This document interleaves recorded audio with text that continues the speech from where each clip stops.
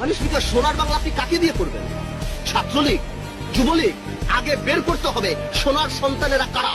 এই শ্রমিকেরা সোনার সন্তান মাননীয় স্পিকার, যারা বিদেশে গিয়ে $25 বিলিয়ন পাঠায় বলে আমরা এখানে এসির বাতাস খাই মাননীয় speaker. These are the golden labours of Bangladesh. আসলে আমাদের প্রবলেম কি, আমরা এদেরকে সম্মান করি না। যদি সম্মান করতাম তাহলে ভালোবাসতাম, আর যদি ভালোবাসতাম তার সাথে দায়িত্ববোধ আসতো। তো পরশুদিন বিষাক্ত পানি খেয়ে মৃত্যুর সাথে পাঞ্জা লড়ছে 125 জন শ্রমিক মাননীয় স্পিকার। আমাদের এটা উপলব্ধি করতে হবে যে এই শ্রমিকরাই মেড ইন বাংলাদেশকে ইনভেন্ট করেছে সারা বিশ্বে। এরাই সোনার শ্রমিক মানুষ। আমাদেরকে ভিআইপি দেওয়া হয় এয়ারপোর্টে মাননীয় স্পিকার, আমাদেরকে ভিআইপি দেওয়া হয়।